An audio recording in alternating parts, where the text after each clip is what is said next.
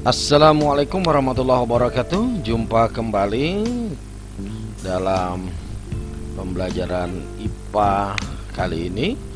Kita akan lanjutkan materi kita. Hari ini kita berbicara tentang medan listrik. Baik. Di sekitar muatan listrik itu ada medan listrik yang dapat mempengaruhi muatan lain yang berada tidak jauh dari dirinya. Misalnya, saya gambarkan, ini ada sebuah muatan. Muatan ini kita beri nama muatan Q besar, dan satunya lagi ada muatan uji yang berada tidak jauh, Q kecil yang tidak jauh berada dengan muatan Q besar dengan jarak R. Nanti muatan Q kecil ini akan terkena gaya. Nah, gaya inilah yang dinamakan dengan gaya yang ditimbulkan oleh medan listrik. Jadi dengan jarak tertentu yang tidak terlalu jauh, itu muatan Q kecil ini akan mendapatkan suatu gaya yang ditimbulkan oleh medan listrik. Nah, medan listrik ini merupakan daerah di sekitar muatan yang dapat menimbulkan gaya listrik terhadap muatan lain.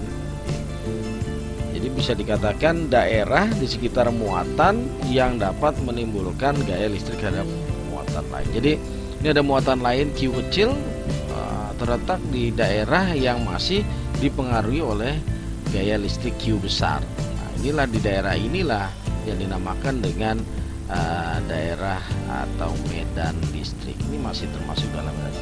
Mungkin kalau dia letaknya di sini, ya tentunya medan listriknya juga akan semakin kecil karena jaraknya lebih jauh lagi ke sini.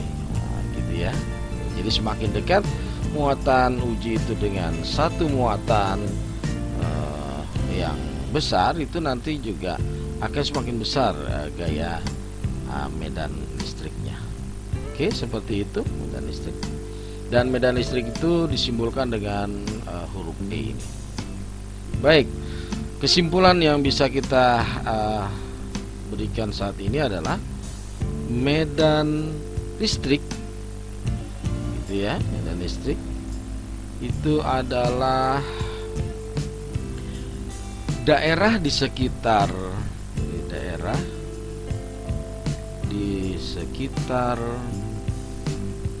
gitu, muatan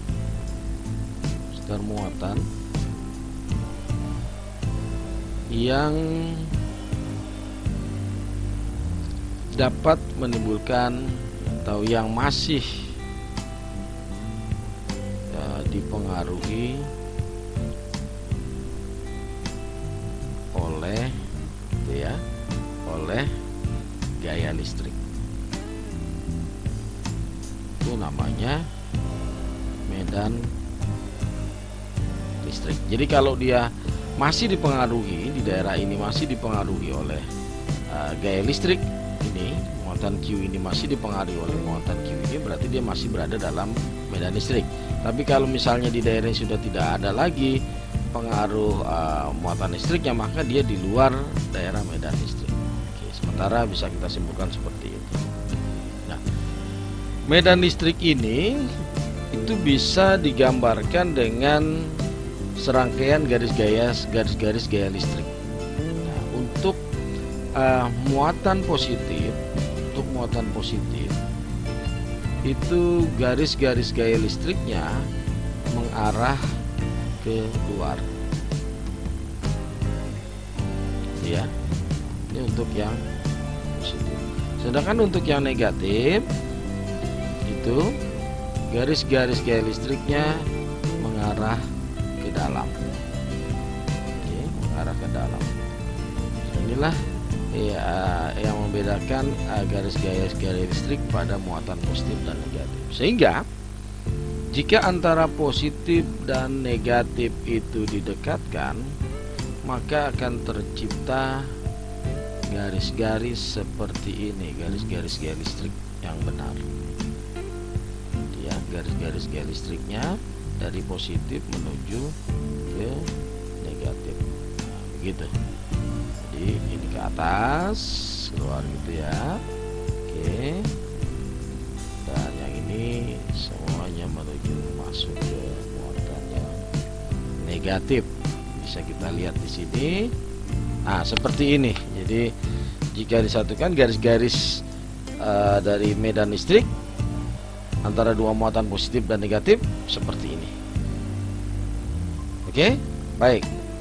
Nah, sekarang kita coba perhatikan. Kita akan lanjutkan, kita perhatikan bagaimana kita mencari rumus kuat medan listrik, atau bagaimana cara menentukan besar kuat medan listrik. Baik, sekarang kita coba ilustrasikan di sini. Kita kembali, coba kita lihat kembali. Ini sebuah gambar bola Q yang bermuatan positif, dan di sini ada muatan uji yang masih berada di sekitar daerah medan listrik. Kita buat saja misalnya dengan muatan uji Q, muatan uji Q. Oke, dan di sini akan mendapat nanti medan listrik yang disebabkan oleh Q besar ini. Oke, menurut hukum Coulomb, kalau muatan ini sejenis, maka dia nanti kan ada gaya tolak menolak, karena dipengaruhi oleh muatan listrik Q yang ada ini. Nah, rumusnya nanti akan kita cari. Kita masukkan dulu dengan rumus hukum Coulomb yang awal, K Q1 Q2 per R kuadrat. Ini adalah rumus hukum Coulomb. Sekarang kita lihat, karena Q2 nya ini adalah Q kecil gitu ya, Q kecil, maka kita bisa lihat di sini namanya implementasikan dengan rumus kuat medan listrik yang didefinisikan sebagai besarnya gaya listrik atau F yang bekerja pada suatu satuan muatan uji, F per Q. Ini adalah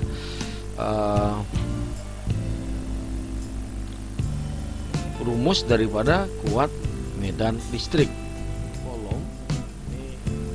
Coulomb.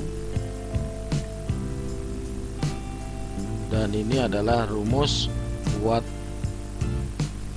medan listrik.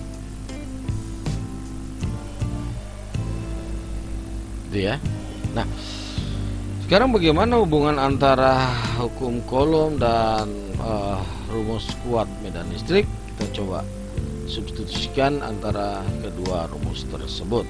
Cara kita lihat, F sama dengan K Q1 Q2 per R kuadrat. Sedangkan rumus daripada kuat medan listrik itu adalah E sama dengan F per Q. Sekarang dari rumus ini kita lihat sama-sama. Kita masukkan F-nya itu adalah yang ini. Oke, F-nya itu adalah yang ini. Kita masukkan ini F-nya, berarti K kali Q yang besar dan kali muatan ujinya tadi per R kuadrat dibagi Q. Oke, saya lanjutkan pelan-pelan ya. Lanjutkan pelan-pelan supaya lebih memahami. Tuliskan di sini. Oke, tuliskan di sini. K Q kecil per R kuadrat ini dibagi ya, sama saja dengan perkalian, yaitu menjadi Q ini Q ini adalah Q per 1. Kalau dibalik menjadi 1 dikali Q, seperti itu. Ini bisa kita sederhanakan dengan ini. Oke, sederhanakan sehingga menjadi K kali Q per R kuadrat. Nah, ini adalah rumus medan listrik, kuat medan listrik. Jadi Dapat disimpulkan bahwa besar kuat medan listrik pada satu titik yang berjarak R dari muatan Q itu adalah E sama dengan K kali Q besar per R kuadrat. Itu rumus daripada kuat medan listrik. Nah, sekarang kita lihat contoh pada soal ya. Contoh pada soal. Oke, kita lihat contoh soalnya. Satu, misal kita lihat contoh soal. Medan listrik yang dirasakan oleh muatan uji A terhadap muatan B sebesar 80 Newton per Coulomb. Jika jarak kedua muatan tersebut adalah 3 cm, berapakah besar muatan B? Sekarang kita coba selesaikan. Oke. Penyelesaiannya adalah seperti ini. Diketahui yang pertama, ini ada muatan uji A dan muatan uji B. Besar medan listriknya adalah 80 Newton per Coulomb. Oke. Jika jaraknya itu adalah 3 cm, nah ini jarak harus kita jadikan dalam meter, berarti 3 kali 10 pangkat min 2 meter. Oke. Berapakah besar muatan B? Berarti dia bertanya QB, muatan B ya. Muatan B dirasakan oleh muatan A terhadap muatan B. Oke, ini yang ditanyakan. Sekarang kita lihat, karena rumusnya ini kuat medan ini adalah ini, maka kita akan pakai rumus ini, yaitu E sama dengan K kali Q per R kuadrat. Oke, kita jawab di sini bahwa E itu adalah K kali Q per R kuadrat. Oke, K-nya itu sebesar 9 kali 10 pangkat 9. Itu 9 kali 10 pangkat 9. Dan E-nya tadi itu sebesar 80. Kita tulis saja di sini 80. Dan Q yang dicari adalah QB. Tadi QB-nya berapa? Nah, itu kita cari di sini muatan Q-nya. Oke. Per jaraknya 3 kali 10 pangkat min 2 kuadrat. Oke, kita teruskan dulu. 80 sama dengan 9 kali 10 pangkat 9 per 3 kuadrat itu adalah 9. 10 4 min 2 dikuadratkan itu adalah 10 pangkat min 4. Baik, ini bisa kita sederhanakan dulu. Kita selesaikan seperti ini. Oke, di sini tadi masih ada dikali dengan Q. Nah, lanjut ya.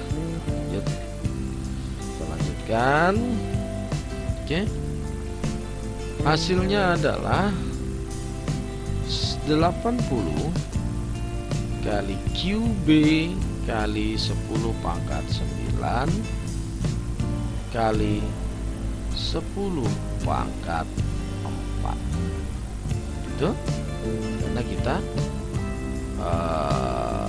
pindahkan jadi seperti itu. Jadi seperti itu. Oke, saya lanjutkan ya. Lanjutkan di situ. Sehingga QB itu sama dengan 80 dibagi 10 pangkat 13. Jadi 80 kali 10 pangkat min 13 Coulomb. Atau kita buat jadi 8 kali 10 pangkat min 12 Coulomb. Nah, ini hasilnya. Demikian sampai sini dulu untuk soalnya.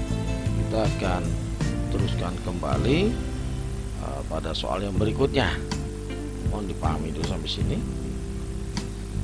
Baik, kalau sudah, kemudian kita coba selesaikan lagi soal yang kedua. Contoh soal yang kedua. Di sini kita lihat sama-sama contoh soal yang kedua. Gaya Coulomb yang dialami kedua muatan A dan B adalah sebesar 4 kali 10 pangkat min 4 Newton. Jika besar muatan A sebesar 4 kali 10 pangkat min 6 Coulomb dan muatan uji B itu sebesar 4 kali 10 pangkat min 12 Coulomb, berapakah besar kuat medan listrik yang dirasakan oleh muatan uji B muatan uji B oleh muatan A tersebut. Jadi yang dirasakan oleh muatan uji B terhadap muatan A. Oke, sekarang penyelesaiannya bagaimana? Kita sama-sama coba perhatikan dan kita selesaikan. Diketahui yang pertama itu adalah besarnya gaya kolom yang terjadi antara dua muatan itu, yaitu 4 kali 10 pangkat 4 Newton. Yang kedua itu ada besarnya muatan A. Besarnya muatan A itu adalah 4 kali 10 pangkat 6 Coulomb, dan besarnya muatan B itu adalah 4 kali 10 pangkat negatif 12 Coulomb. Oke, itu yang diketahui. Kemudian yang ditanya di sini ada ditanya, berapakah besar kuat medan listrik yang dirasakan oleh muatan uji B? Jadi besar muatan yang dialami, besar kuat medan yang dialami oleh B terhadap A tadi. Oke, kita jawab di sini sama-sama bahwa E sama dengan F per rumus tadi di atas. Kita lihat bahwa rumus kuat medan listrik itu adalah E sama dengan F per Q. Kita lihat di sini ya. F per Q berarti Q-nya ini adalah QB-nya yang dialami oleh B terhadap A. Nah, F-nya tadi besarnya adalah 4 kali 10 pangkat negatif 4. Ya, oke, seperti itu. Per muatan B-nya. Muatan B-nya adalah 4 kali 10 pangkat negatif 12. Kita lanjutkan ya. Nah, ini karena sama angkanya bisa kita sederhanakan. Oke, jadi tinggal 10 pangkat min 4 dikali 10 pangkat 12. Hasilnya adalah 10 pangkat 8. Satuannya Newton per Coulomb. Oke, ini adalah gaya atau kuat medan, besar kuat medan listrik yang dialami muatan uji terhadap muatan A tadi. Oke, jadi berapa besarnya? Besarnya adalah 10 pangkat 8 Newton per Coulomb. Oke, baik, sampai sini kita selesaikan dulu dua contoh soal. Diulang kembali kira-kira kalau masih belum memahami.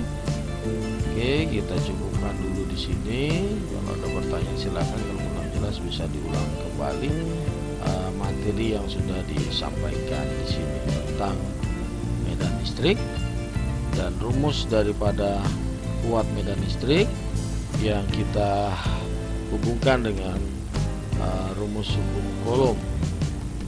Ini menjadi ini E sama dengan KQ per R kuadrat.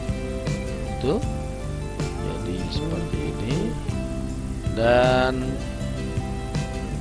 juga mencari kuat medan listriknya dengan muatan uji. Oke, demikian yang bisa disampaikan. Mudah-mudahan bermanfaat. Kita akan sambung lagi setelah ini dengan materi selanjutnya mengenai beda potensial dan energi listrik. Baik, kita lanjutkan materi kita sekarang tentang beda potensial dan energi listrik. Baik. Tahukah kamu mengapa petir itu berbahaya? Apa sih sebenarnya petir itu? Nah, oke, untuk mendalami materi ini silakan simak beberapa uraian yang akan saya sampaikan. Baik, orang yang pertama kali menyatakan bahwa petir itu terjadi akibat adanya gejala listrik. Jadi kalau dikatakan petir itu adalah gejala listrik, orang yang pertama kali mengemukakan ini itu adalah Benjamin Franklin.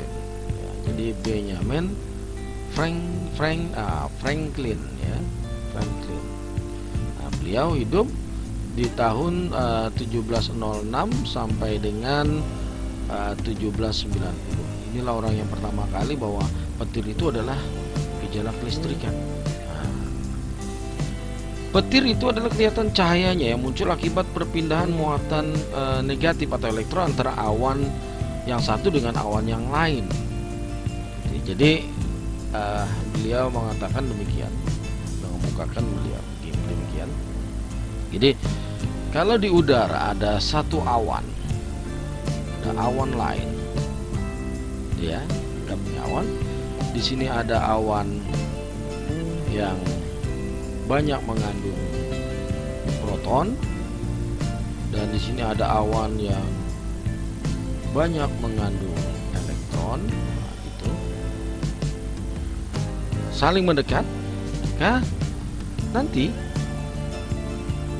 dia akan terjadi loncatan muatan, di mana antara awan yang positif dan awan yang negatif itu ada loncatan elektron yang ke sini. Nah, saat elektron itu meloncat, maka akan terjadilah petir, kilatan atau loncatan bunga-bunga elektron itu. Dan ini voltage atau tegangannya sangat besar. Nah, inilah yang dikatakan oleh Benjamin Franklin bahwa petir itu ada gejala listrik. Itu ya.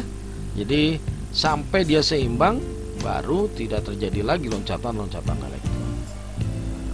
Biasanya loncatan elektron ini dia membumi atau mencari ground ke bumi. Jadi bila ada bangunan yang tinggi, misalnya tanpa ada penangkal petirnya gitu, ada bangunan yang tinggi di sini menjulang tinggi misalnya, nah, gitu ya, maka elektron ini akan lari ke sini. Nah, dan ini sangat berbahaya karena voltage dan tegangannya besar. Nah, oleh sebab itu biasanya sebuah bangunan atau menara-menara yang tinggi seperti towers untuk tiang receiver yang ada. Nah, itu biasanya di tengah-tengahnya itu dia diberikan penangkal petir. Nah, ini di atasnya ini ada penangkal petir yang langsung lari ke ground atau dibumikan. Jadi dia tidak menghantam alat-alat, misalnya di tower atau tiang dari pemancar seluler. Itu biasanya dia langsung lari ke sini negatifnya dan langsung mengground. Jadi sehingga awannya ini menjadi netral setelah elektronnya membumi atau mengground. Jadi dibuat itu. Nah, kalau tidak seperti itu akan berbahaya. Nah, rumah-rumah juga sekarang yang tinggi-tinggi, rumah yang tinggi, yang menjulang sangat tinggi, itu sekarang biasanya diberi ya, ini ada penangkal petir berupa begitu, langsung digroundkan. Oke, langsung dibumikan untuk elektronnya, sehingga elektron ini tidak menghantam lagi, tapi dia lewat sini langsung dibumikan. Jadi tidak mengenai rumah atau bangunan. Nah, itu pertama kali ini diamati atau diselidiki oleh Benjamin Franklin. Nah, sekarang kita lanjutkan. Besarnya beda potensial listrik ya dapat dihitung dengan membandingkan besar energi yang diperlukan dengan jumlah permuatannya. Jadi bagaimana besarnya beda potensial itu? Ternyata beda potensial itu bisa kita tuliskan secara matematika bahwa beda potensial listrik itu sebanding dengan energinya berbanding terbalik dengan muatan yang dipindahkan. Jadi dikatakan bahwa beda potensial itu W per Q.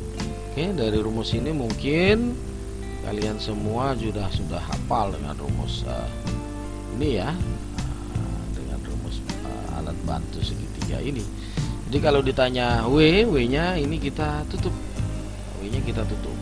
Oke, V-nya kita tutup, maka akan kelihatan bahwa W itu adalah V kali Q. Oke, gitu ya. Oke, bisa kita tutup itu. Nah, kalau ditanya V, maka V-nya yang kita tutup. Kita tutup sini V-nya. Berarti W itu W dibagi Q, karena V-nya kita tutup. Nah, sekarang kalau ditanya Q, Q sama dengan, bisa kita tutup Q-nya. Nah, jadi masih tersisa apa itu? W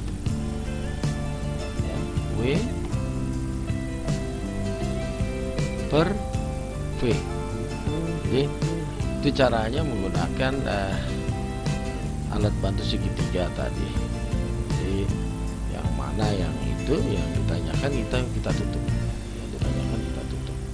yang tidak ditanyakan kita lihat apakah itu dalam garis datar atau vertikal. Kalau vertikal kita kali, kalau horizontal itu kita bagi. Oke, sekarang kita lihat contoh soalnya. Kita lihat contoh soalnya dari rumus-rumus itu. Oke, katakanlah ini contoh soal nomor 1. Oke, contoh soal nomor 1. Ya, kita lihat contoh soal nomor 1. Berapa beda potensial kutub-kutub baterai sebuah rangkaian jika baterai tersebut membutuhkan energi sebesar 60 Joule untuk memindahkan muatan sebesar 20 coulomb. Baik, kita lihat di situ yang diketahui adalah ada energi, simbolnya W dan satuannya Joule, 60 Joule. Oke, untuk memindahkan muatan sebesar, ada muatannya simbolnya Q, besarnya 20 coulomb satuannya. Berarti yang ditanya adalah beda potensialnya berapa. Oke, kita jawab di sini. Beda potensial rumusnya adalah besarnya energi dibagi muatannya, berarti 60 dibagi 20 sama dengan 30 volt. Oke, jadi besarnya potensial yang diperlukan adalah bukan 30, sorry, 3 volt. 3 volt. Oke, 3 volt. Jadi besarnya adalah 3 volt. 60 dibagi 20. Oke, itu yang pertama. Contoh soal yang kedua kita lihat lagi. Ini yang nomor 2. Bagaimana yang nomor 2? Kita lihat. Sebuah baterai memiliki beda potensial 1,5 volt. Berapakah besar energi yang diperlukan baterai jika digunakan untuk memindahkan muatan sebanyak 40 coulomb? Baik, yang diketahui pada soal itu kita inventaris dulu. Itu ada 1,5 volt, berarti ada beda potensialnya 1,5 volt. Nah, berapa besar energi yang diperlukan jika digunakan untuk memindahkan muatan sebanyak 40 coulomb? Berarti Q-nya itu adalah 40 coulomb. Yang ditanyakan di sini adalah berapa besar energinya. Oke, kita lihat tadi untuk mencari W rumusnya adalah tadi W sama dengan V dikali dengan Q, berarti 1,5 kita kali dengan 40.